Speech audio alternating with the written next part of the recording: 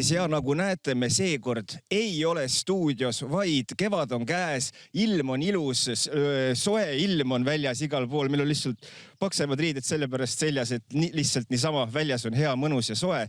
Ja tänu sellele oleme mõelnud, et mis me seal ikka stuudios Janariga passime. Ei tasu muretseda, Janar on ka siin, ta on lihtsalt praegu kaamera taga. Ja tänu sellele, et mõtlesime, et tuleme väljasõidule, siis oleme me jõudnud täna oma Nõokästiga siia Tõraverre ja külas on meil siis saates täna Tanel Liira. Tervist! Tere! Esiteks oleme jõudnud Tõraverre, aga kus me siis täna Tõraveres täpselt külas oleme?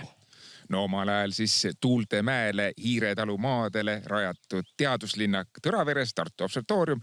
Täna siis Tartu Ülikool, teeme kosmoseteadust ja vaatame taevasse, vaatame satelliitide pealt maa poole, ehitame kosmosetehnoloogiat ehk siis Kuu peale, Veenus, Marss, kõik sellised komeedipüüdjad, kõik need on meie pärusmaa. Selge. Ja tegelikult, Tanel, sa oled meil ühe korra aastaid tagasi juba saates käinud. See oli küll, ma ei tea, juba mingi 5 aastat tagasi äkki. Ja siis küll oli meil niisama lihtsalt selline nii-öelda raadiosaade, aga nüüd on meil siis ka siin video juures. Ja ma saan aru, et lähme siin väiksele sellisele, ütleme siis ekskursioonile ja siis peale seda juba istume natukeseks laua taha maha ka. No teeme nii. Selge, aga kuhu meie jalad siis meid esimesena viivad? No ikka suure teleskoobi torni juurde. Kõik külastajad on alati siia oodatud täitsa tasuta, jalutama, pikniku pidama, aega veetma, tutvuda meie atraktsioonidega ja lähme vaatama, mis seal siis on. Oleme küll teel järgmisesse sihtpaika, kuid meil jäävad siia tee peale, jäävad veel vahepeal, on siit näha ka terve rida erinevaid selliseid, ütleme siis, täpsemalt Tanel, mis need on, mis ma siin ikka ise leiutama hakkan? No see on siis meie selline näitlik suuruste skaala, et kui suurtes mõõtmetes me siis kosmoses ja üleüldse igapäevaelus toimetame. Noh, hästi tihti kõik teavad mikroskaalat, ehk siis millimeetrid, mikromeetrid, bakterid, rakud, DNA-d, kõik sinnapoole, eks ju. Aga suuruste skaala, noh, et seda nagu inimene ei oska hoomata ja siis me panime siia ülesse. Siin esimesel postil on kohe näha see pisikene observatoorium ühe siis komeedi taustal. Ja siis sealt edasi 1000 korda suuremaks meteoorid, eks ju, siis veel edasi Kuu, Päike, suured miljoni kordi suuremad päikesed kui meie Päike, siis galaktikad ja seal on siis veel kärgstruktuur kõige viimane, ehk siis kuidas omakorda galaktikad koosnevad või moodustavad kogumit ja kuidas nad siis universumis paiknevad, et see kõik moodustab meie universumi, kõik siis 1000 kordse sammuga. Ehk siis, kui esimene on meil 1000 meetrit, ehk siis 1 kilomeeter, siis järgmine on meil 100 000 meetrit, ehk siis 100 kilomeetrit ja nii edasi, et kõik need suurused on kohe ka näha. Ja siis saab aimu äkki, kui pisikesed me selles universumis oleme. Tõsi, siit on juba praegu esimese selle pealt on näha, kui väike Tartu Observatoorium siin selle pildi peal nii-öelda skaalaks on. Seega tõepoolest sellise universaalsel skaalal ei ole inimene siis mitte midagi ühe sõnaga. No jah, kõik me oleme maailma nabad, eks ju, maailma nabades koosnebki, aga siin on ka need ohud, eks ju, mis meid universumist võivad ohustada, et meil täna on ju hea ja turvaline siin olla, aga tegelikult võib ju tulla maale ka prantsatada mõni taevakeha, mis ei ole nii sõbralik, et pisikesi pudinaid, kõik teavad ju Saaremaa meteoriidikraatrit, eks ju, kui suur auk. Ütlen julgelt välja, et selline kraater ei hävitaks elu maal ega elu isegi Eestis. aga sellistest taevakehadest võib ka suuremaid prantsatada, mis võivad hävitada elu maal. Noh, dinosauruseid me mäletame kõik, eks ju, minu noorsajal. Ja jällegi ei olnud see, noh, mitte see tulemus ei olnud kohene, et prantsatas meteoriidikamakas vastu maad, eks ju, vaid see võib ka tulla nii-öelda sadu ja miljonid aastaid hiljem see tagajärg. Ehk siis, kui juba lüüakse siit tolmupilvi üles, tekib kliimamuutused, kliimasoojenemine ja noh, siis on näha, eks ju, tekivad katastroofid ja ei ole enam elus inimeste või organismidele see sobilik elukeskkond. Ja seda me uurime ja loomulikult võib ka prantsatada midagi ookeanisse või merre, mis tähendab seda, et tekivad tsunamid ja ookeani äärse piirkond piirkonnad ujutatakse üle, et see kõik on nagu oht, mida jälgitakse. Ehk siis kas püütakse ennustada, kuhu ta võib kukkuda ja et kas me saame piirkondi evakueerida või me saame selle kamakaga midagi teha, et siin mõni aasta tagasi me kuulsime ka uudistes, et saadet lihtsalt üks kanderakett ühe komeedi pinnale või siis ikkagi jah. Ja aasta hiljem siis tuli see uudis, et tõesti me saime talle pihta ja tahtsime siis teada, kas me suudame teda liigutada oma teekonnalt kõrvale. Suutsime küll, aga selgub, et ka sellistest kamakatest on suuremaid kamakaid, mida me liigutada ei suudaks, et mida me teeme siis, et kas tuleb see filmitsenaarium, eks ju, saadame kellegi ohverdama tuumarakettidega ennast sinna tükkideks laskma või siis mõtleme nii, et võtamegi kätest kinni ja pole enam midagi teha, sest täna meil ei ole planeet B-d, aga me otsime seda ja see on ka põhjus, miks me sihime kuud ja sealt edasi Marssi ja võib-olla Jupiteri ühte kuud Euroopat. Kuhu me siis nüüd oma ringkäigul siin nüüd jõudnud siis oleme? Mis asub siin meie taga hetkel? No meil on siin siis Tõravere kuppelmaastik. Erinevad kuplid selleks, et siis hoida teleskoope ilmastikuoludest varjul. Ja kõikides nendes kuplites enam teleskoope sees ei ole, aga mõnedes on ja täitsa töötavad ka veel. Ja loomulikult meie suurim kuppel, au ja uhkus seal taga, suure teleskoobitorn, sinna me jõuame ka. Aga siin siis jah, pisemad konkreetselt on ka siis näha atraktsioone siin suuruste, no kui eelmine oli siis nagu kauguste või suuruste mõttes nagu kuidas ma ütlen, universum mastaapides, siis siin paistavad ka väiksed pallikesed, need on siis meie päikesesüsteemi planeedid võrreldes siis üksteisega, kui erinevate suurustega nad on, aga see ei ole kaugustega. Ehk siis nad paiknevad üksteisest erineval kaugustel, seda meil näitab siis selja taga olev elupuude hekk, mis on siis istutatud täpselt nii-öelda planeetide kauguste järgi, siis 100 erineva sammuga,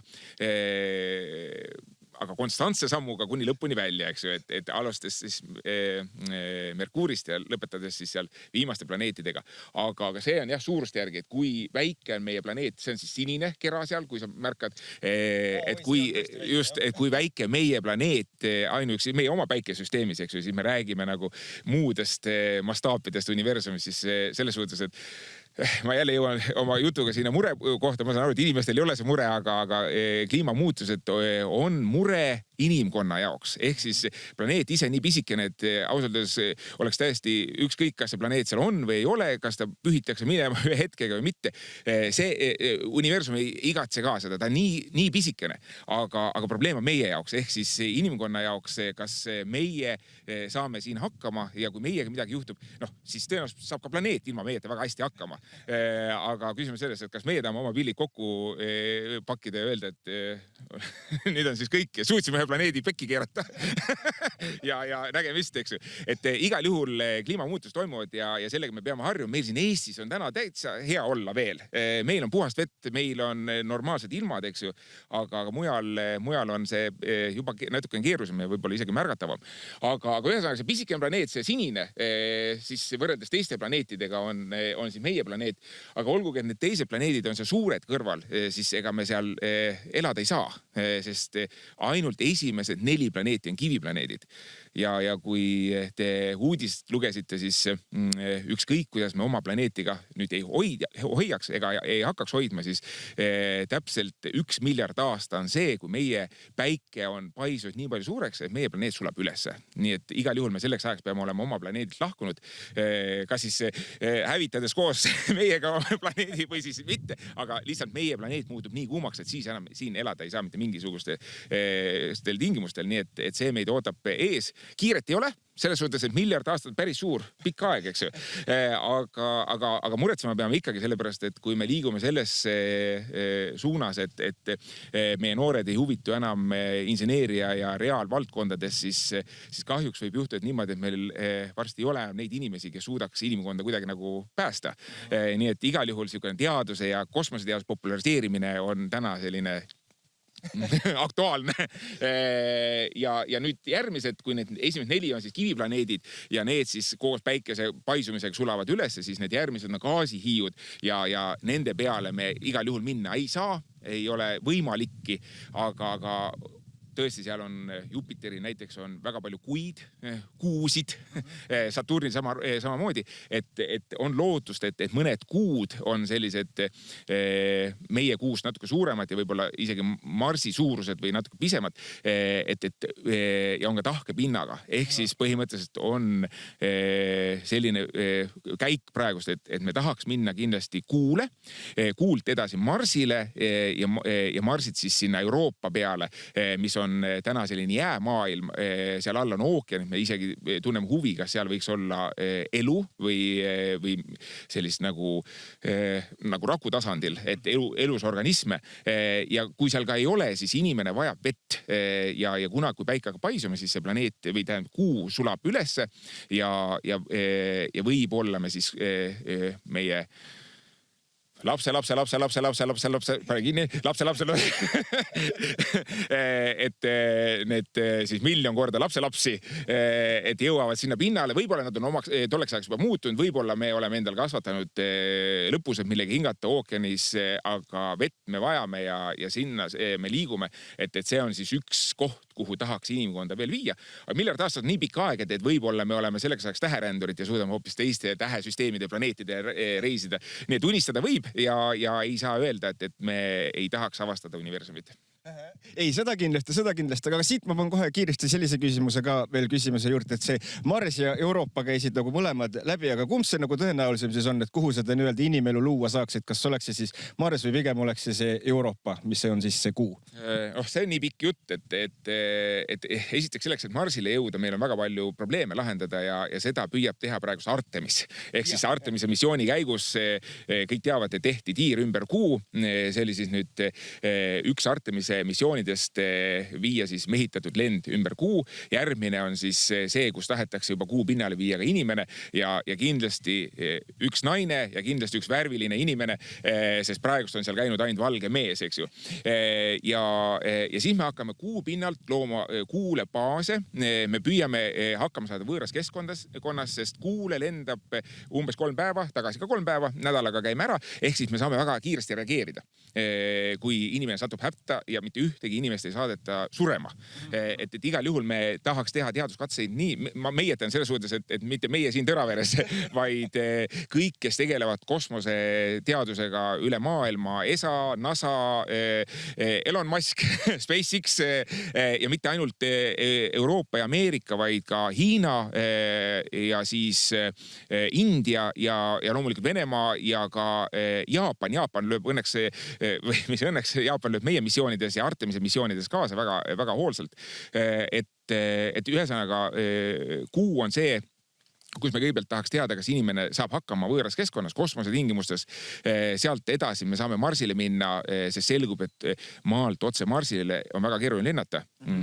Sest päikese radioaktiivne kiirgus, ta annab meile elu, aga ta on ka väga ohtlik, on nii radioaktiivne, et 6 naist 10 või 4 meest 10 haigestuksid raskesse vähivormi, kui me läheks otse maalt Marsile. Esiteks see lend on väga pikk, see kestab umbes pool aastat. Me saame lennata sinna iga 2,5 aastat tagant, kui Marss ja Maa on kohakuti, sest vahepeal on ta teisel pool päikest, siis me sinna lennata ei saa, eks ju. Ja me peame läbima siis väga radioaktiivse, ühesõnaga Maad kaitseb meid täna päikesekiirgusest magnetväli ja nüüd, kui me väga kiiresti, me peame väga suure hooga ära lükkama, et Marsile jõuda, läbime siis need kiired osakesed ja väga radioaktiivsed osakesed, siis see tekitab geenimutatsioone. Isegi seal on mõeldud, et kaetakse need kanderaketid mis iganes kihtidega, aga selgub, et siis läheb kanderakett nii raskeks, et me peame veel suurem hooga ära lükkama. Et seal on nagu tohutult palju probleeme, aga Kuu, mis asub meil ekvaatori pinnas nagu tasandil, kus siis Maa magnetväli on ka selles tasandil kõige nõrgem, kõige tugevam, see on ka põhjus, mis me virmalisi näeme just poolustel, eriti põhjapoolusel on see poolustel magnetväli kõige tugevam, kõige nõrgem on siis ekvaatoris ja nüüd, kui me lähme Kuule, siis me ei pea ennast nii kiiresti ära lükkama, et me saame rahulikumalt minna, ehk siis me puutume nende kiirete osakestega rahulikumalt ise kokku ja siis ei ole see, et tuleb üks auto 100 km tunnis, tuleb teine 100 km tunnis ja kokku võrkavad 200 km tunnis, vaid siis on niimoodi, et kui üks sõidab 5 km tunnis ja teine tuleb 5 km tunnis, siis on kokkuvõrge nagu oluliselt nõrgem. Ja nüüd, kui me jõuame kuule, siis kuul puudub magnetväli ja sealt nii-öelda Marsil ennast lükata. Esiteks kuu gravitatsioon on kordades väiksem, 6 korda väiksem. Ja teiseks, kuna tal puudub magnetväli, siis me ei puutu kokku selle kõige tugevama kiirgusega, vaid see kiirgus on siis nagu hajutatum ja sealt siis Marsile minna on ohutum. Öeldakse, et 1000 või 1000 inimesest on siis see, kes haigestuks nagu vähkkasvajasse, mis on siis täiesti tavapärane kiirgustase või norm nagu meil maal ka, ehk siis umbes 1000 inimese kohta. Nii et läbi kuu minna on see ohutum. Esiteks on siis tõesti kuu meie nii-öelda järgmine sihtmärk ja siis me jõuame kindlasti Marsile. Miks me kuule tormi jookseme, on põhjus väga lihtne. Kuu lõunapoolustel on veejääd ja vesi on see, mida me vajame, mida me kanistritega ei saa viia ühelt planeedilt teisele. Sellepärast, kujutage ette, et meil on, kõik olete näinud piima ja kütuse autosid, eks ju. Seal ei ole niimoodi, et see kütus loksub paagis. Seal on lahtrid, sest kujutage nüüd ette, et rakett stardiks, see kõik hoiab teda tagasi, eks ju. Kogu see veevaru, mis me peaksime miljoneid ja triljoneid tonne sinna vedama. Ja nüüd, kui me pidurdame, siis see vesi tuleb kõik kaela, eks ju. Ehk siis meil on väga keeruline vedada vett ühelt planeedilt teisele. Ja nüüd, kui me kuul oleme avastanud, muideks Marsil on poolustel jääd, eks ju, avastanud siis seda veejääd, siis tegelikult kõik jooksevad kuule tormi just nendele veejääle. Ehk siis kui meil on veejää, siis me oleme peremehed, meil on vesi. Ja siis on juba inimese viimine sinna lihtsam. Ja see, kellel on vesi, sellel on võim. Nii on. No kurja, võt, kellel on vesi, sellel on võim. Sedasi lähme muidugi juba Euroopale. See on juba põhimõtte küsimus, et sinna jõuda. Nii, aga meie jätkame siit, me oma väikse ekskursiooniga. Oleme jõudnud siia, mulle tundub, et sealt võib olla salapärasesse punkrisse, kõik on tume must, Eesti lipp paistab taga ja tõepoolest me oleme jõudnud kuu peale. Me tegime seda esimesed eestlased kuul. Ei, okei, me päriselt kuu peal ei ole, aga kus me siis nüüd siin päriselt täpsemalt siis oleme? Me oleme siis kosmosemissiooni simuleerimiskeskuses siin Tõraveres endiselt suure teleskoobitorni kõrval on selline pisem, madalam hoone, mis tegelikult läheb umbes 4 meetrit siis maa sisse. Aasta ringi temperatuur on plusskraadides ja selline teistmoodi keskkond. Meil on seinad värvitud mustaks. Siin maas on purustatud graniit, mida me ka pahelduva eduga saame toonida kuu pinna või kuu liiva järgi. Kuul endal see kivim, või pind on regoliit. Ta on natukene poorne. Kuu on tükike maast. Ehk siis kui maa loodi, ta oli vedelal kujul, hakkab siis kosmiline tolm ja täht tekib ja sinna ümber siis planeedid riduradapidi.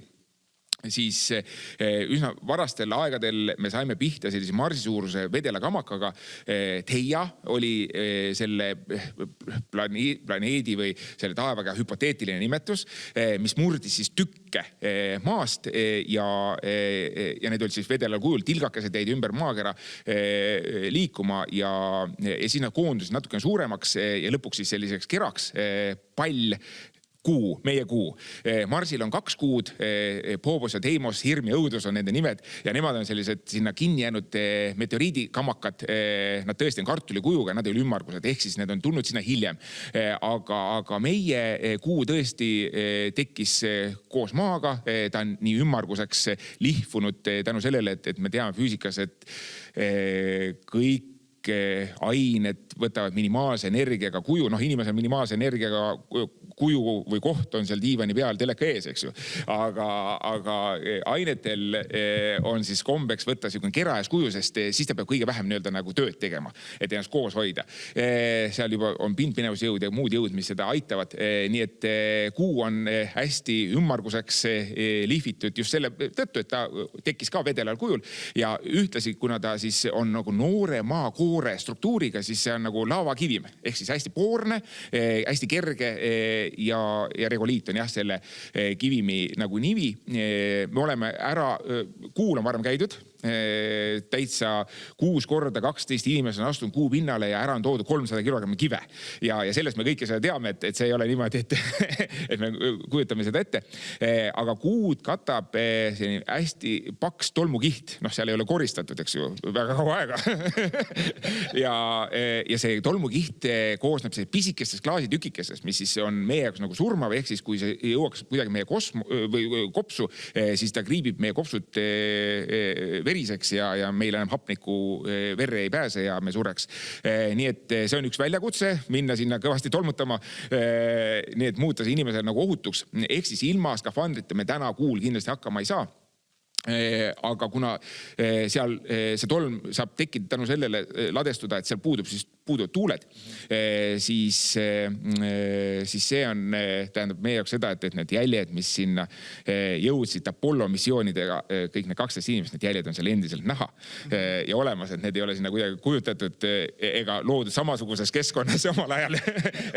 Tõesti, Kuu peal on käidud ja lähme siis uuesti, et on meie jaoks väga põnev koht. Siit mul kohe tekib küsimus nii palju, aga ma ühe küsimuse kiiresti veel Kuu kohta küsin juurde. Et kas see on tõsi, et iga aastaga jääb Kuu maast kaugemale või see on vale info, mis ma kusagilt kuulnud olen? See on vist vale info ühesõnaga. Kuu muutus maa suhtes on teaduslikult tõestatud.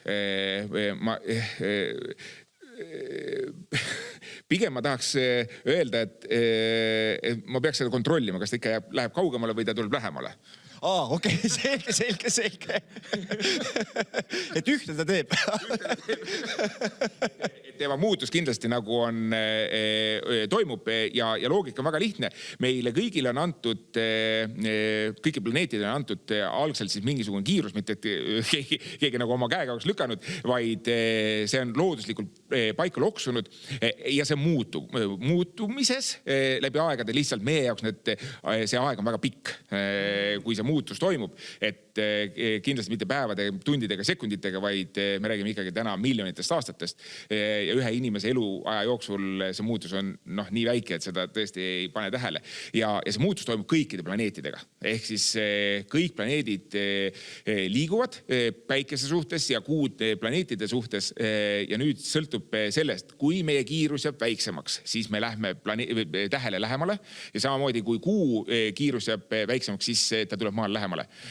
Ja kui kiirus läheb suuremaks, siis ta läheb kaugemale ja samamoodi planeedid läheb väiksest kaugemale. Ehk siis see on ka see, kuidas me kanderakette kosmoses liigutame, ehk siis mitte see, et me roolime siia-sinna, et seal pole seda laevadele või lennukitele omast tiibade asetust, sest kuna seal puudub õhk, siis pole vastu midagi nagu ennast juhtida.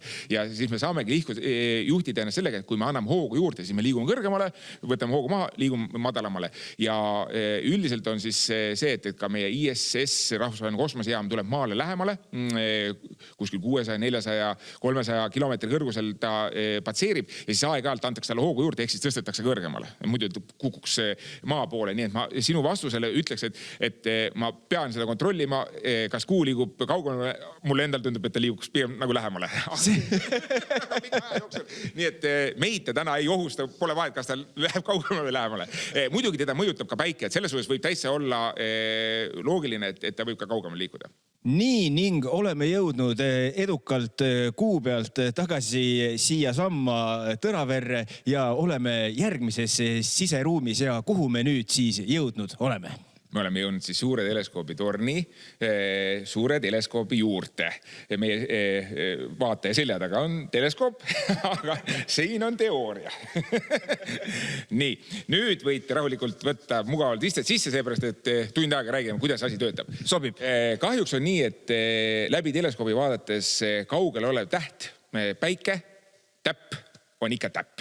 Et me ei näe kuidagi nagu kosmoses tähti erilisema. Me näeme küll oma planeete täiuslikuna. Ehk siis Kuud, me võime kraatreid vaadata selle teleskoobiga või jälgida Saturni, mis on peaaegu sama suur, kui täidab ära kogu vaatevälja meil siin teleskoobis, eks ju. Punakas, Marss, kõik sellised planeedid on väga vahvad vaadata, aga igapäevas me sellega teadust ei tee.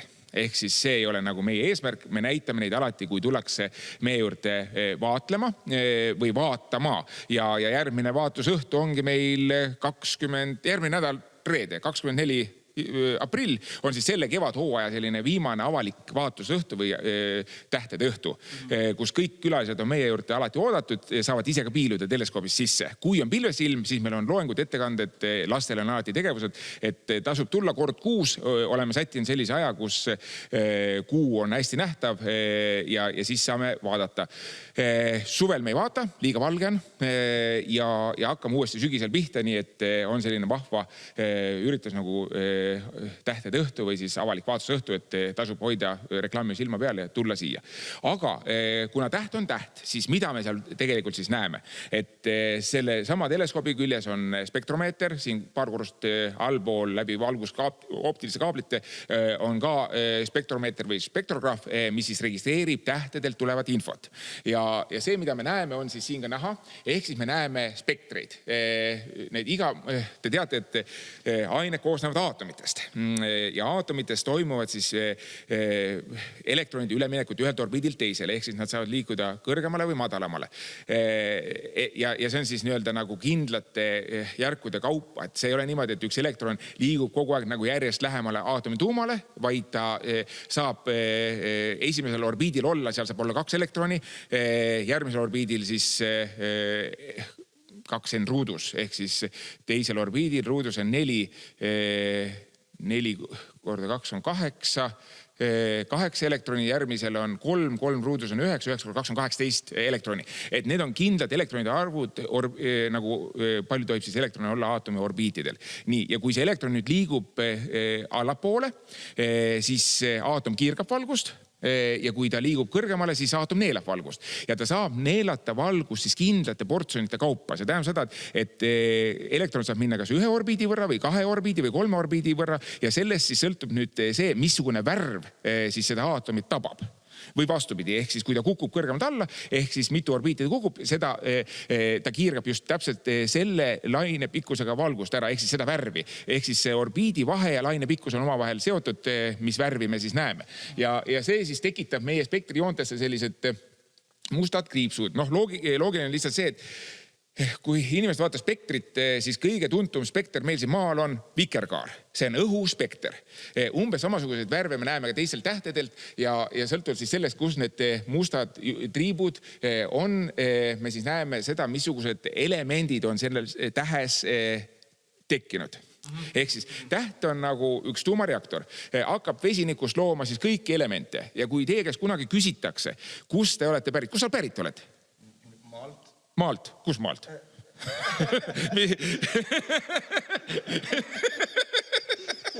Mis linnast? Mis linnast? Tartumaalt? Tartu maalt. Nii. Siis tõesti sa juba tabasid ära, et õige vastus on öeldud, et me kõik oleme tekkinud või pärit päikeselt. Ehk siis päikesed ja tähed tekivad või sünteesivad kõiki aineid, mida me vajame. Vesinik, ehk siis sealt tuleb vesi, siis hapnik, mida me hingame, kaltsium meie luudesse. See kõik on tulnud tänu sellele, et tähed tekivad, elavad ja surevad. Siis paisatakse need elu aluskivid universumis laiali ja tekib uus ringlus. Ja kui tähed ei sureks, siis meid siin maal ei oleks võimalik, meil ei oleks võimalik olla. Meil ei oleks mida hingata, mida juua, meie luud, kõik see on tulnud päikestelt. Nii, ja täht surebki siis, kui ta on kõik need elemendid ära tootnud. Meil on muidugi terve ports ka elemente, mida me maal suudame nüüd luua, eks ju, aga mis ei ole üldse päikestega seotud. Aga üldiselt kõik elemendid tulevad tähtedelt ja kui seal on siis raske metallid ja kõik elemendid ära loodud, siis päike lihtsalt sureb. Tal on kütus otsa lõppenud ja sealt enam ei pigista mitte midagi välja. Nii väikesed tähed nagu päike, üliväike täht, ta ei paista üldse väga kaugele, aga tema sureb hästi rahulikult ja tema on hästi pikaealine, ehk siis see 13 või miljardit, pea 14 miljardit aastat, mis ta särab, pool sellest on veel jäänud, siis tema ei ole selline nagu suur ja kiiresti ja lühikeselt elav, vaid tema on hästi rahulik täht. Vaikselt hakkab paisuma, muutub seal punaseks hiiuks ja tõmbab kokku siniseks kääbuseks või vastupidi. Ja võib jälle vaielda, aga võib siis unistada, et kõik, mis järgi jääb, on üks maailmaruumis hulkuv teemant. Aga sellised hästi suured ja päikesed, meie päikesed miljoneid kordi suuremad, nemad on siis hästi kiired elajad. Nad hakkavad lõpuks pulseerima, lähevad hästi suureks ja paisuvad siis supernovana universumis plahvatavad ja sisemised kihid siis surutakse kokku üheks mustaks auguks. Ehk siis must auk ei ole mitte midagi muud kui surnud päike. Ja nemad siis elavad võib-olla poole meie päikesest eluaja. Nad on hästi lühikese eluajaga, hästi suured ja toodavad siis ka palju kiiremini ja jällegi mõned tähed toodavad võib-olla ühtest elemente rohkem või vähem kui teised ja see kõik on üks protsess. Ja seda me siis näeme, ehk siis me näeme, kui vana täht on, millal ta sureb. Aga loomulikult, kui me näeme see tähe info, kui ta asub meist väga kaugel, näiteks Põhjanael asub meist umbes 600 valgusaasta kaugusel, siis see tähendab seda, et kui me näeme, et oi, temal on kõik elemendid täna toodetud, nüüd ta peaks surema, siis see tähendab seda, et täna me näeme 600 aastat nagu minevikku, ehk siis võib-olla ta suri juba 600 aastat tagasi, eks meie näeme ikka, et ta seal särab. Ehk siis valgus sealt tuleb meieni 600 aastat, eks ju.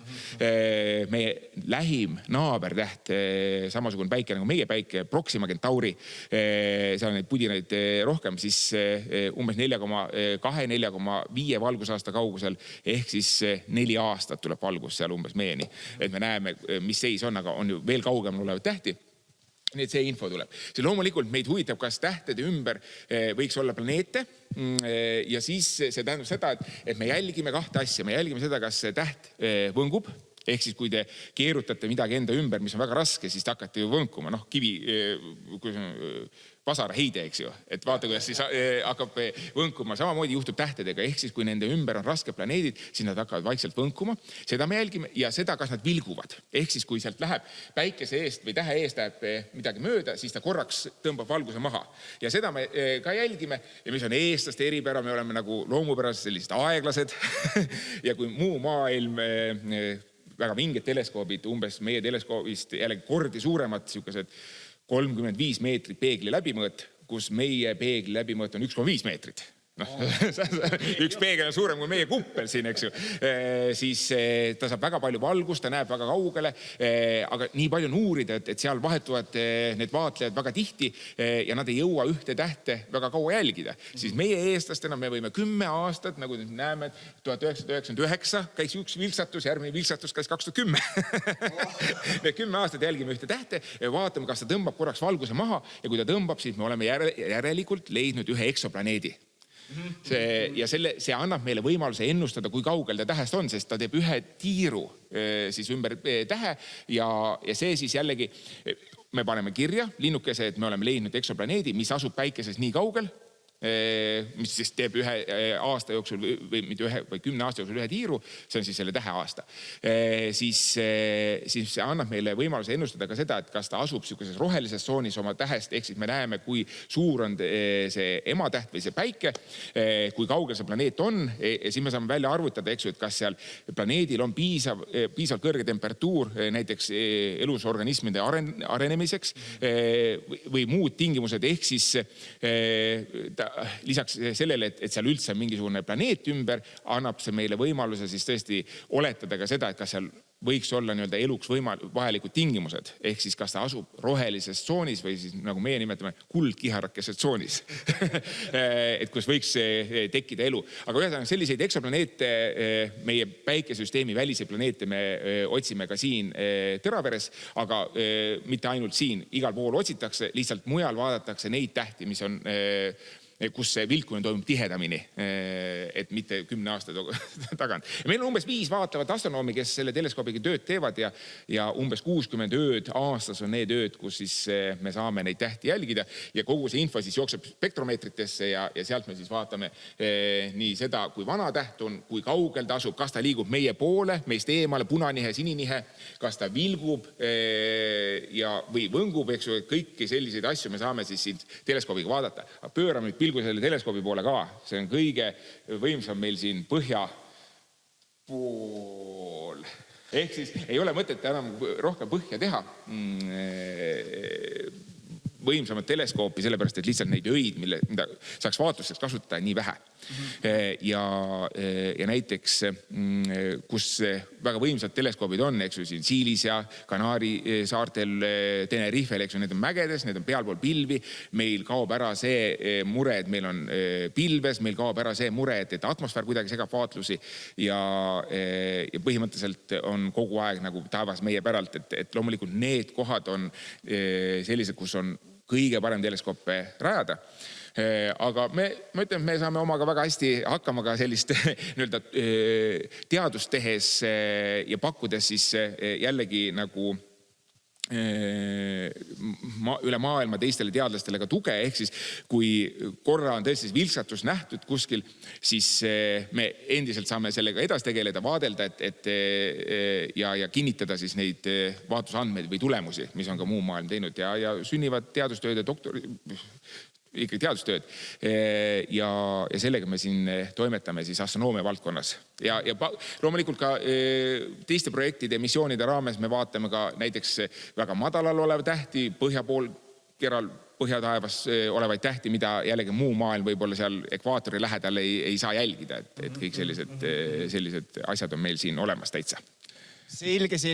Ja siis, kui ma õigesti aru sain, et siis on nüüd tuleval reedel, siis on võimalik ka tulla ise külalisena ja näha läbi selle sama teleskoobi siin meie taga. Ja, kui on selge õhtu, siis meil on ka sõpru, kes tulevad ümbruskonnast oma teleskoopidega, nii et meil on ka siin väljas vaatlusplats, kus on ka väiksemad ja väga võimekad teleskoobid, võimekamad, selles suhtes neid on lihtsam ja kiirem võimalik liigutada. Sest kui siia tekib järjekord, siis inimesed on kurvad ja kärsitud ja lõpuks pahandatakse meie inimestega, eks. Et meil on enamasti, kui on selge öö, siis meil on ka mitu teleskoopi väljas õuealal, et saab astuda ühe juurde ja teise juurde ja vaadata, piiluda sisse.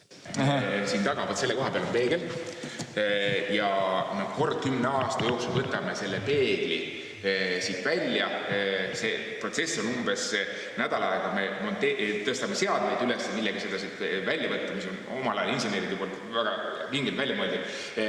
Siis umbes nädal aega me tegeleme sellega, et see peegel siit kätte saada ja alla lasta. Siit on luugid, mis lähevad esimese korruse peale välja ja see sama luugi küljes on meil kraana, mida me siis, või siis taga, mida me siis kasutame nagu kraanana, tõstukina. Ehk siis, kui me tõstame, toome alt suure kasti, paneme selle peegli sinna kasti, kast kinni ja siis me laseme ta siit läbi mitme korruse, et luugid tehakse lahti ja see on siis viimane kord oli meil umbes 5 aastat tagasi, nii et 5 aastat on veel.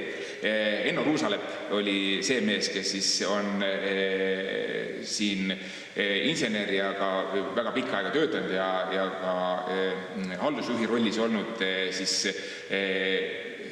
eelmine kord me kõik filmisime ülesse, sest tema ea tõttu võib kahtlustada, et võib-olla üks kord veel on meie hulgas juhendamas, aga mingil hetkel me peame arvestama, et tema on välja teeninud puhkuse ja võib-olla siis me peame ise hakkama saama, nii et me iga detaili filmisime ülesse kogu sellest protsessist ja järgmine kord me püüame siis juba ise seda kõike teha, isegi kui ta meil kõrval on ja juhendab, nii et sest seda tuleb ikkagi veel edaspidi ka teha. Peegel maha, peegel saadetakse lihvimisse Saksamaal, puhastatakse ära, tuuakse tagasi ja siis on meil pilt jälle selge, nii et kui me siit alla lähme, siis seina peal on ka pildid eelmisest korrast, kui me peeglit maha võtsime. Ja siia ronitakse sisse ka muideks. See on jällegi välja mõeldud niimoodi, et siin on nagu sellised astmed laudadest rada, sätitakse neid siia kuni lõppu välja, siis lastakse sealt poldid lahti, et siis insener peab toru otsast sisse ronima, et siin lähedasi selles suhtes ei ole, et kogu see protsess käibki niimoodi, et sealt tuleb valgus sisse, siis siin see peegel on pisikene peegel ja siis sellelt peegeldatakse siia suurele, et see joonis on ka siin täitsa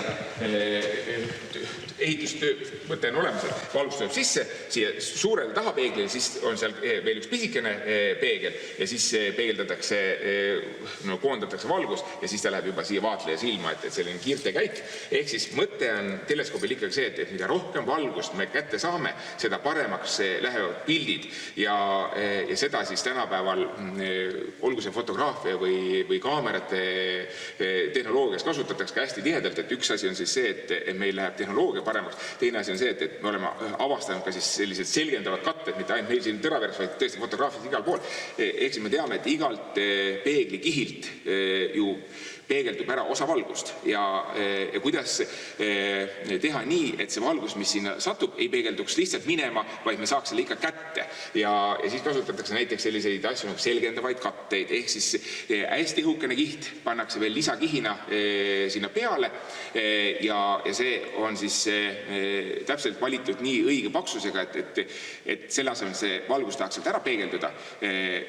Ta satub päris peeglilt ja siis sellelt kihilt need lained vastasfaasi ja kustutavad üksteist ära ja niimoodi energiajäävuse seadus ütleb, et energia ei saa kaduda lihtsalt mitte kuhugile, vaid ta siis selgub, et kogu see ära kustutatud valgus lähebki läbi ja seda paremaks muutub tänapäeval fotograafia, miks me saame putukatest ja mikroskoopilistest objektidest nii ägedaid pilte, sest üha rohkem oleme õppinud püüdma valgust ja valgus on väga oluline kogu selle protsessi juures, nii et mida rohkem tähtedelt valgust saame, miks on ka need suurte peeglitega teleskoobid meie jaoks nii olulised, sest mida rohkem me valgust kätte saame, seda paremaid pilte, seda rohkem infot me saame tähtedelt, ka need, mis on väga-väga kaugel. Et lihtsalt ongi see, et kui ta on väga kaugel, siis see täht on nii tuhmunud, et me ei saa seda valgust kätte, eks ju. Ja meil pole selle infot midagi teha, sest see on nii ebamäärane, aga tänapäeval üha rohkem me saame seda valgust ette. Et sellepärast siis lähevad peeglid üha suuremaks ja sellepärast on siis teine, et me oleme ka hakanud looma kosmoseteleskoope, mis ongi kosmoses, kus me ei pea arvestama ööd ja päevad, kus me ei pea atmosfääri arvestama, et pildid on selged, infot tuleb väga palju, peeglid võivad olla kui tahes suured, ehk siis seal ei ole piirangut enam, et me võime teha nagu jalgpalliväljakute suuruseid teleskoope, selles mõttes peeglite mõttes, et püüda valgust ja see on meie väga oluline, sest iga väike valgus sisaldab väga palju infot. No nii, oleme käinud siin-seal, oleme vaadanud teleskoope, oleme käinud kuu peal ja nüüd oleme jõudnud ka siis ütleme laborite juurde ja siis, et mis laborite juures me siis täpsemalt oleme ja mis siin laborites siis täpsemalt ka toimub? No, ma kõigepealt alustan sellest, et me oleme selle ringkäigu juures rääkinud astronoomiast, eks ju, täheteadusest, kõigest sellest, mida me saame taevasse vaadates teada. Siis natukene põgusalt kosmosimulatsioonide keskuses, mida me helitavalt kutsume kuupunkriks ja ka siin laborides siis me teemegi kosmosetehnoloogiat, ehk siis arendame satelliite, kaameraid, oleme abiks testimisel, kõik need asjad sünnivad siis nendes laborites ja kolmas asi, millest me natuke vähem võib-olla oleme rääkinud, on siis kaugseire, ehk siis kui nüüd satelliidid on valmis, siis satelliitide pealt me saame ka maa poole vaadata, mitte ainult kosmose poole ja kõik sellised asjad nagu metsade heaolu, veekogude heaolu, ehk siis vanused, setted, kvaliteet, põllud, kõige sellega tegelevad meie kaugseirajad ja on ka sealt väikseid ettevõtteid välja kasvanud. Ehk siis mõte on selles, et kaugseire teadlane läheb siin koha peal, võtab näiteks veeproovid või natukene või puuproovid ja nüüd ta sisestab need andmed arvutisse ja järgmine kord, kui satelliit üle lendab, siis ta analüüsib neid andmeid, ehk siis me anname teatud asjale teatud värvuse, ehk siis kui vesi paistab roheline, mis on paljugi silmaga näha, eks ju, siis sa ei taha sinna ujuma minna, eks ju, aga kõik sellised asjad, näiteks inimvetikate õitseng, et keegi inimene ei pea kogu aeg enam proovi võtma sealt koha pealt, vaid nüüd me juba teame, et kui vesi muutub seda tooni, satelliidi üle lennates, satelliidid ju lendavad lendavad iga poole tunni tagant või pooleteise tunni tagant üle, siis meil tuleb see info ja nii kui sinna tekib seda värvust veekogusse, siis juba saab häirekellad tööle panna, et järelikult on sinivetikate õitseg ja nüüd me võime inimese veel koha peale saata, kes võtab veeproovid ja ütleb, on jah nii, eks ju. Ja kõiki selliseid metsade olukordi ja ka põllupidajad, et väga palju ka siis täppispõllu viljelus kasutatakse juba niimoodi, et kui me näeme vilja värvi ära, siis ei ole nagu juhus see, et põllumehele koputab väetiste müüja ukse peale, ütleb, et kui sa võtad seda väetist, eks me näeme, et sul on vili seda värvi, eks ta vajab lämmastikku, siis saagikus paranebki, eks ju. See kõik on satelliiti peal näha ja see on siis kaugseire, ehk siis aitab inimkonnal paremini oma maaga ja oma keskkonnaga siin toimetada, eks ju. Et seda me teeme siis kaugseire osakondades. Aga siin siis tõesti me testime satelliite ja üks odavamaid testlaboreid Euroopas, kus me siis, ühesõnaga, ühe satelliidi ehitamine päris kulukas. Ütleme niimoodi, et laias laastus Elon Musk küll viib vist umbes 1 kilogrammi kosmosesse kuskil 3000 kuni 5000 eurot, aga sinna ei ole sisse arvestatud arendusraha, eks ju. Aga meie ütleme, et 1 kilogrammi kosmosesse viimine võiks maksta umbes 600 000 eurot. Selles suhtes kõigi selle arendusega, nii et kui meil on ühe sihukese kuubiksatelliit, 10 korda 10 korda 10 sentimeetrit, pisikene, eks ju, siis see on umbes 1 kilogramm ja see siis maksaks umbes 600 000 eurot, kui me laias laastus võtame selle hinna lahti. Nüüd sa korra mõtle oma kehakaalu peale. Mina olen 100 kilogrammi, mis tähendab seda, et minu kosmose lennutamine võiks siis maksta 600 000 korda siis 100, eks. Päris kulukas. Aga sinna hinna sisse nüüd arvestatud tõesti kogu see töö, aga Elon Musk tõesti võib viia kosmoses juba 1 kilogrammi siis umbes 5000 euroga. Et tundub suhteliselt odav, eks ju, kui sa lihtsalt tahad sinna tükki midagi viia. Näiteks visata üks Tesla jälle kosmosesse. Et see on nagu täitsa okei, eks ju. Aga meie arvestame, mis tähendab seda, et kuna see on kulukas, siis ei saa toota kosmoseprügi. Et igal juhul see asi võiks minna sinna sellisena, et ta töötab, ta ei ole ohtlik inimkonnale ja seda me siis kõike testime, me siin vibratsioonistendi peal raputame teda kõvasti, vibreerime ja vaatame, et kas siis satelliit sel ajal jääb tööle, temaks saab sidet pidada ja kas seal sees midagi lahti ei ole tulnud, eks kolis, eks. Siis on meil šokitest. Šokitest tähendab seda, et erinevad kanderaketid kinnitavad erinevad satelliite erinevalt ninasse, kas siis külje peal polti või otse üle alla. Ehk siis need spetsifikatsioonid tulevad siis kanderaketi tootja poolt meile. Meie siis saame seda pinki seadistada nii, et kas me laseme haamri siis otse ülevalt või siis külje pealt, sellepärast, et satelliidid kinnitatakse sinna, satelliidid mitte, aga näiteks raketi astmed on kinnitatud sinna ju lõhatavate poltidega. Ehk siis kui kütus saab otsa, siis kanderaketi küljest lastakse terve aste, ehk siis ütleme siis kütuse paak lastakse minema. Lõhatakse ära need poldid siis ja võt seda lõhkamishetke või seda momenti siis kantakse satelliidile üle. Ja seda me siis testime, et kui see haamer nüüd kukub, paneme satelliidi siia kõrvale ja haamer kukub siia patsti või siis tuleb külje pealt ja seda me siis vaatame, kuidas see mõjutab satelliiti. Need šokitest kontrollime. Siis on meil termovaakumkamber, mis tähendab seda, et satelliit ju teeb ümber maa tiiru mingi aja jooksul, olgu selleks siis 90 minutit või olgu selleks siis 24 tundi. Siis selge on see, et ta on kord päikese käes, umbes 100 kraadi juures ja kord on ta maa varjus, ehk siis umbes -100 kraadi juures. Mis tähendab seda, et see elektroonika peab 200 kraadi kõikumist vastu pidama ja seda me siis testime termovaakumkambris, et kuumutame ja jahutame ja tekitame erinevaid siis selliseid olukordi. Ja siis on meil EMC labor ehk siis selline elektromagnetühildavuse labor, kus me siis tõesti vaatame seda, et satelliit ei oleks inimkonnale ohtlik, ehk siis ta ei tekitaks selliseid häireid meie elektroonikates, kus iganes ja vastupidi, ehk siis, et teised satelliidid ei mõjutaks teda kuidagi nagu sidet pidama või kõiki selliseid asju, ehk siis niisugune side pidamine ja elektromagnetlainetega seotud asjad me testime siis seal elektromagnetühildavuse laboris, mis on siis meil 3. korrusel. Ja siin on ka selja taga meil puhasruumid, kus me siis suuname õhurõhu niimoodi välja, et tolmu. Et siin kolm ruumi järjest puhtamaks nad lähevad, eks ju.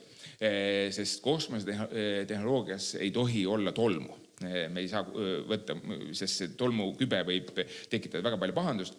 Ehk siis me peenelektroonikat, optikat, sihukesi asju teeme siin puhasruumides, siia saab sisse skafandriga, kõik on kinni kaetud, habeme peab ka kinni katma, sina ei saa sinna üldse. Et mina ka mitte, aga tegelikult meil on ka selleks vahendid, me paneme siia sellised lõuakaitsed, nii et igal juhul sinna ei tohi sattuda ei tolmu, ei karvu, juuksekarvu, mitte midagi, sest see peab olema ideaalselt puhas. Ja seal me saame siis peenelektroonikat, optikat teha ja seal on ka sellised hästi tulised valgusallikad, millega me saame veel omakorda testida erinevat tüüpi siis seadmeid. Siin teie selja taga olid ka meil WC-d, aga selgus, et S-Cube 2 ehk siis satelliidi ehitamise käigus meil ei olnud enam töökohti elektroonikutele ja siis me võtsime potid välja, ehitasime tipptasemel kosmose tingimustesse sobivaid laboreid või nagu kosmose tingimustes toimivaid laboreid. Ehk siis kõige hullem asi ongi see kliima hoidmine siin ruumides. Ehk siis meil on ette antud, kui palju peab olema õhuniiskus, palju tohib muutuda, CO2, temperatuur, õhurõhk. Neid kõiki me kontrollime nendes laborites ja see ongi kõige kallim osa. Nii et kui meil olid varem siis ventilatsiooniseadmed, siis me lõhkusime terve 1,5 majast lahti, panime siia uued võimsad seadmed, et tagada siis see kliima siin laborites. Et muideks, ma peaks ütlema, et inimesel ei ole siin väga mugav töötada, sest need tingimused, mida me peame hoidma, on selline tunne, nagu töötaks natuke nagu džunglis. Küll on palav ja küll on niiske, aga midagi ei ole teha selles mõttes, et niiskus tähendab seda, et staatiline elekter juhitakse ära, ehk siis staatilist elektrit ei tohi sattuda elektroonikakomponentidest lihtsalt lõhub ära, eks ju. Ja kõik sellised asjad, ehk siis see on põhjus, miks me peame hoidma siis selliseid tingimusi siin laborites, et kõik oleks korrektne ja hea. Aga meie tunnikene vist hakkab siin vaikselt täis ka tiksuma, et ma saan aru, et ühesõnaga, et kui tullakse nüüd siia Tõraveere observatooriumisse nii-öelda siis ekskursioonile nii-öelda, et siis saab oma silmaga kõiki neid asju siin selles mõttes näha ja käiakse läbi ja räägitakse juurde, saan ma õigesti asjast aru? Igale poole me ei lase. Täna aru saada. Pääsesite teie isegi kaugemale kui tavapäraselt. Aga jaa, me ootame alati inimesi siia külastama selles suhtes, et me ei tee seda enda huvides, me teeme seda inimkonna huvides ja see teadustöö ja me loodame alati, et tõesti see, mis me anname ka välja, et see sütitab noori tegelema kosmoseteadusega, ehk siis oleks järeltulevat põlvkonda ja see on nagu hästi põnev. Meil igapäevaselt uksed on lukus, et siia niisama sisse ei saa astuda, aga kokkuleppel ekskursioonid võtame alati vastu. Ka see suvi ei hoia me uksi enam tornis lahti, mida me oleme tavapäraselt teinud. Lihtsalt suvel inimestel on alati kõike muud nii palju teha, et ei ole mõtet lihtsalt istuda tornis ja oodata, et kes siia tuleb vaatama, eks ju.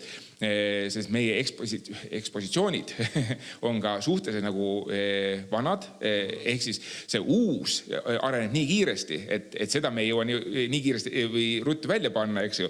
Ja teiselt poolt see vana, see on juba, tundub, et nii vana, et see ei paelu enam kedagi. Nii et Tartus on Tähetorn, meil on AHA-keskus, kus on see astronoomia, ta on siis planetaarium, eks ju. Et võib ka neid külastada ja siis grupiga tulla meie juurde, et siis me alati hea meelega võtame, vaatame, kes on meie grupp ja siis me otsustame, kuhu me viime neid, kuhu mitte, eks ju. Et kui me näeme, et inimesed tulevad lihtsalt niisama ringkäigule, siis me väga põgusalt räägime sellest, sest ei taha ju inimesed ka ära tüüdata, eks ju. Aga kui tulevad kooligrupid ja sa näed, et seal on nagu noored, kes tahaks väga teada, siis me ikka viime ka laborite juurde ja näitame palju rohkem. Ja muidugi tõesti tähtede õhtul, kui on võimalik, kui on inimesed majas, siis nad tutvustavad, et me ei tee ühtegi salajast asja, meil ei ole mingisugust sellist asja, et see oleks nagu kuidagi inimeste eest varjatud tehnoloogia, mis me siin teeme, aga me arendame tõesti kõik võimalik, me tegeleme nii paljude asjadega, mis ühelt poolt võib-olla igapäevaselt inimest ei mõjutagi, et kui palju sind huvitab, et meil on kosmoseprügi? Kusjuures see on asi, mis iseenesest on mul isegi natukene huvi pakkunud, sellepärast, et on mingisugused, kas on mingid satelliidipildid või asjad, mis näitavad, kui palju teda tegelikult nagu maa ümber tiirleb ja seda on üllatavalt palju rohkem, kui ma arvasin, et seda on ja teda vist kukub maale ka päris palju või ei? See on meie jaoks probleem selles suhtes, et iga satelliiti, mis sinna üles lennutatakse, ta jääb sinna mingil hetkel, kui ta ei ole enam juhitav, ei tööta kas päikesepaneelid või juhtub midagi, siis ta muutub prügiks, ehk siis ta hakkab kokku põrkama teistega, lõhub ära teised satelliidid ja seda pudi on seal lõpuks nii palju, et ta on meie jaoks ohtlik. Mitte inimkonna jaoks, aga ennekõike selle jaoks, et ta lõhub ära töötavad asjad. Ehk siis me kõik oleme harjunud igapäevaselt kasutama GPS-i. Kui siin vahepeal segati seda, eks ju, siis kohe me tundsime, kui oluline meie jaoks on. Igapäevaselt võib-olla ei pane tähele, et kõik kasutavad seda. Siis kujutage ette, et üks GPS-satelliit saab viga. Siis see tähendab seda, et kui meil kuskil kaob võrk ära, õnneks meil on muidugi paralleelselt mitu positsioneerimissüsteemi, mis kõik ei ole ka laialt kasutuses, just tänu sellele, et võib-olla Päästeamet kasutab seda süsteemi, et mitte siis kuidagi, et GPS, mis ei ole väga täpne, võib-olla on isegi, ja mis on laiatarbe kaup, eks ju, ei ole just Päästeameti huviorbiidis, seepärast, et me peame kannatanu juurde hästi kiiresti jõudma ja segamatult, nii et kui see oleks ülekoormatud või segatud, siis meil tekivad probleemid. Et meil on paralleelselt mitu süsteemi loomulikult, aga GPS on igapäevaselt meil kasutuses, eks ju. Me vaatame erinevaid televisioonisaateid, osaliselt ilm tuleb satelliitide pealt. Kõik sellised asjad on olemas, me oleme harjunud nende teenustega. Me ei kujuta ette, et neid ei oleks meile, eks ju, saada. Ja sellepärast me oleme mures, sellepärast kui satelliite on väga palju, on hakkad üksteist lõhkuma. Nii et sellega me tegeleme, sest tegelikult uued satelliidid, mis lähevad, neil peavad olema juba alla toomiseks vastavad nagu vahendid, et kiiresti alla tuua. Muidu on protsess niimoodi, et umbes 20 aastat ta vajub järjest allapoole, jõuab atmosfääri, põleb ära. Et see tõenäosus, et ta kuidagi kukuks niimoodi maha, et sa saad kolksti vastu pead, seda ei ole. Aga pigem on ta ohuks nagu teistele satelliitidele ja tõesti siis see, et me varsti kanderaketiga lähme üles ja kolks tulevad vastu pead. Et ütleme laias laas, 10 000 satelliiti on täna kosmoses, sealhulgas luuresatelliidid ja nii edasi. Neid töötavaid võib-olla on pooled nendest, ülejäänud on kosmoseprügi ja kui me nüüd 5G võrku tahaks üle maa või ümber maa teha, siis võib-olla peaks veel 50 000 saatma. Nii et varsti me oma päikest enam ei näegi, ongi satelliidid. Aga me vajame neid igapäevaselt. Ühesõnaga, kuidas leida siukene optimaalne satelliitide arv, kuidas ära kasutada olemasolevaid, mida teha siis, kui nad hakkavad üksteist häirima, segama, selle kõigega tegeletakse. Üks eestlaste firma on selline, kuidas juhtida luuresatelliite üksteisest mööda nii, et nad üksteisele kahju ei teeks ja samal ajal sa ei tohi teada, kus on teise riigi luuresatelliit. Et kuidas juhtida mööda millestki midagi, mille kohta sa ei tohi infot saada, eks. Et väga kaval ettevõte, puhas matemaatika, kuidas see on loodud ja toimib, et see, kõik sellised lahendused. Okei, see on kõige kulmeline, või isegi, oi jumal, see on ikka tekitab. Aga kuidas tulla nagu selliste asjade peale, eks? Ja olgugi, et me sellega igapäevaselt teeme, siis ma endiselt ütlen, et Euroopa kosmoselaborid on inseneridest tühjad, sellepärast, et meil ei ole endiselt inimesi, kes tahaks reaal ja siis kosmosetehnoloogiaga tegeleda, et neid inimesi on vähe, on ju palju lihtsam viise, kuidas raha teenida. Näiteks siin niimoodi näokästi tehes.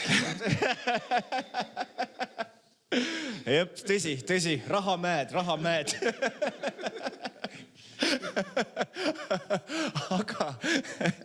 Aga tõepoolest meie tunnikene on vaikselt täis tiksunud, et enne veel, kui nii-öelda pillid täiesti kotti paneme, et siis nüüd kõige varasemalt on võimalik tulla siia observatooriumisse ise asju kaema, siis nüüd tuleval reedel saab tulla tähti vaatama. Kas on veel midagi lähitulevikus tulemas ja kus saab nii-öelda asjadel silma peal hoida, et mis toimumas parasjagu on? Hästi palju infot me anname ikkagi Nõo lehes ka teada, ka Tähtede õhtu on see info sees.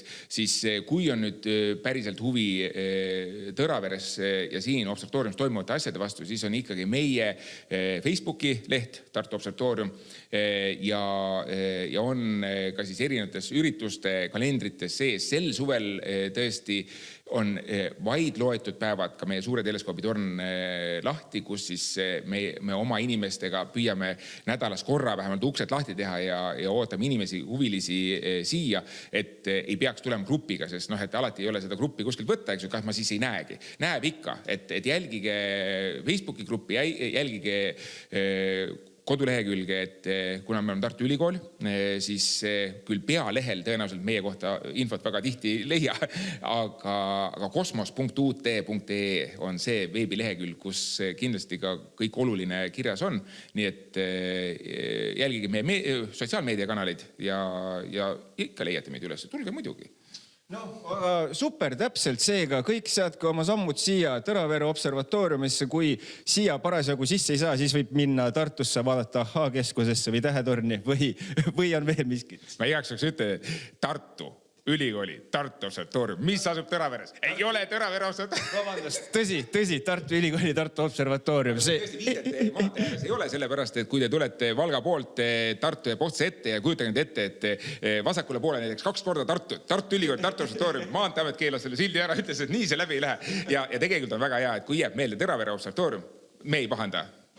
Aitäh, et ei pahanda. See on jah, niisugune lapsepõlvest külge jäänud ja sellest enam lahti ei saa. Aga meie poolt veel kord suur aitäh, et oli see natukene aega meiega siin juttu ajada, meile siin natukene kogu seda vinget asja siin näidata ja ma usun, et tulevikus jälle saates ja siis juba räägime edasi uuematel teemadel. Aga veel kord suur aitäh. Aitäh teile.